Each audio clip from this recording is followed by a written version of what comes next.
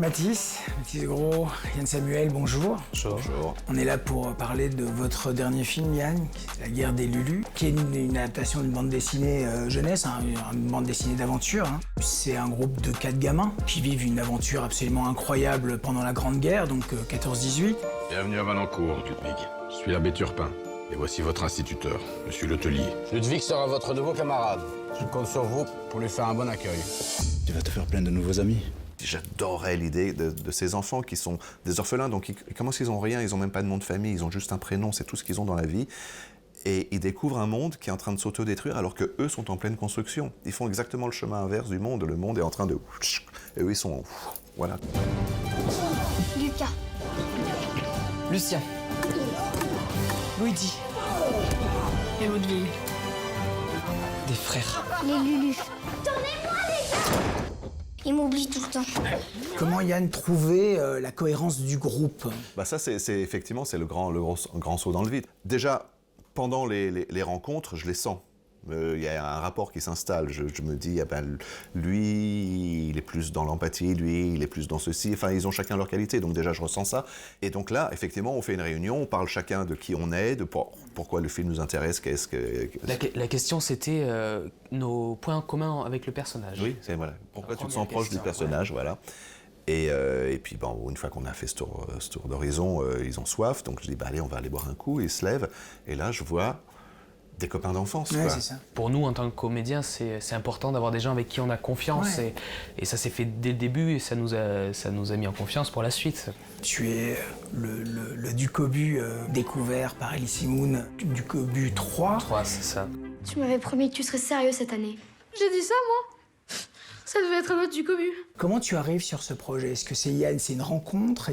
Ou alors il y a eu un processus de casting? Qu'est-ce qui s'est passé? Alors oui, il y a eu un processus de casting. J'ai quelqu'un avec moi maintenant qui me dirige vers, qui m'envoie des castings et tout. Tu as un agent, tu veux dire? J'ai un agent, oui. Voilà.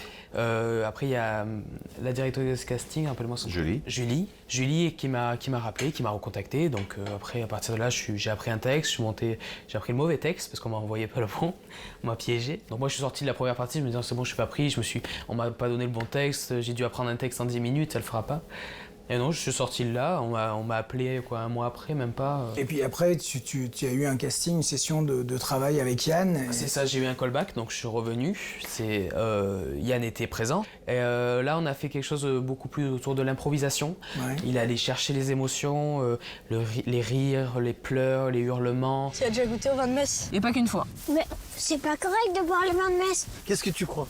Que le ciel va nous tomber dessus? Je vous l'avais dit, personne m'écoute jamais. L'orphelinat, il a été évacué. Et le village aussi. On est en guerre. On est tout seul maintenant. On n'est pas seuls, Luc, on est ensemble. J'ai l'impression que tu as toujours été très sensible à l'adolescence ou la fin de l'enfance, en fait, depuis jeu d'enfant. Et est-ce que c'est pour ça que tu penses que les producteurs sont venus te chercher? Je pense que oui, ça en fait partie, Ouais. bien sûr. Oui. Parce que effectivement, Jeu d'enfant entraîne les autres films, qui entraînera entre autres effectivement La guerre des boutons, où d'un seul coup on se dit ah bah non, ce mec il sait vraiment y faire. Enfin en tout cas c'est le retour que j'en ai avec les enfants.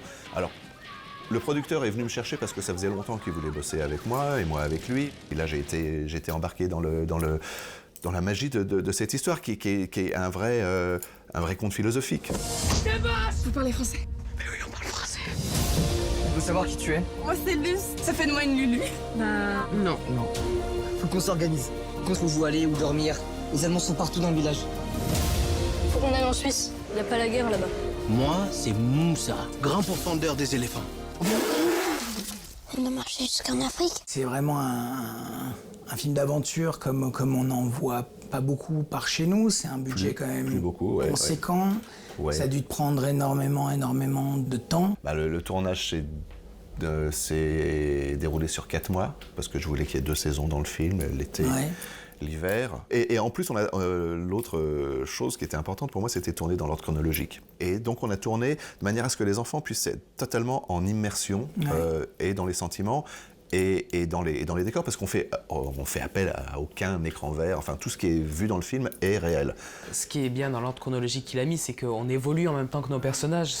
On est très innocent, on connaît pas bien la guerre, et en plus on rentre on rentre au fur et à mesure dans notre personnage, on apprend à désapprendre avant le tournage. Réveillez-vous, c'est pas un conte de fées, c'est la guerre!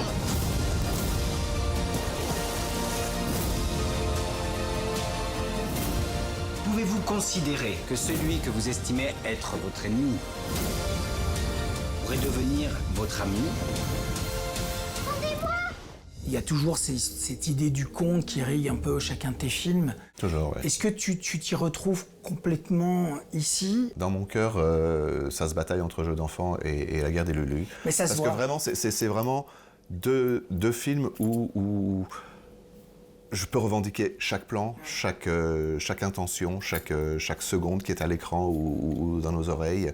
Et là, il n'y a pas de recette là-dessus. Là, c'est un miracle ou c'est pas un miracle. Mais, parce que le groupe est déterminant, j'imagine, pour la suite, parce que c'est une saga. Ah ben on espère bien qu'il y ait une suite, je absolument. pense que ce sera compliqué d'échapper aux deux, là, pour le coup.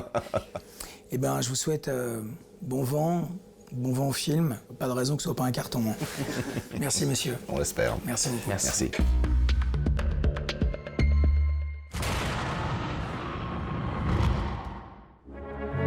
Sans la musique, la vie serait une erreur. Dans les salles cette semaine, les femmes donnent le la et donnent raison à Nietzsche. Chef d'orchestre, petit rat ou guitariste, elles l'ont toutes dans la peau, la musique. Quel est votre instrument? L'alto, maître. Mais je veux être chef. Être chef, c'est pas un métier de femme. Ça existe la musique classique en Seine-Saint-Denis? La fille du 9-3 s'est mise sur son 3-1. Et donc tu te mets sur ton 31 mais t'as même pas de baguette, c'est ça? La musique, c'est sa vie. Et diriger un orchestre, son rêve. Mais peut-on atteindre son idéal quand on est une femme d'origine algérienne et qu'on vit en banlieue parisienne? Réponse dans ce biopic émouvant tiré d'une histoire vraie.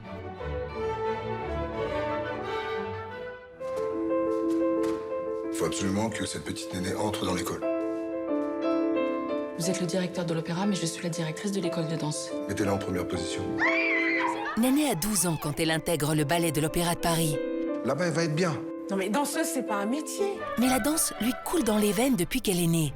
Un vrai don que Maïwenn a pourtant du mal à considérer, malgré le secret qui la lie à la jeune ballerine.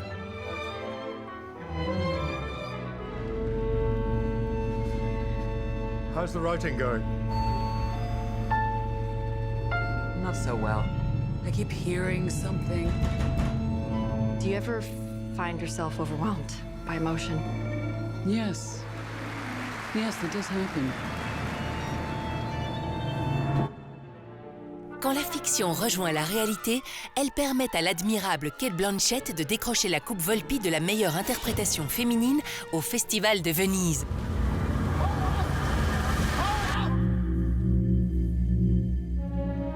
Il n'y a pas que les plages cannoises qui accueillent la crème du 7e art.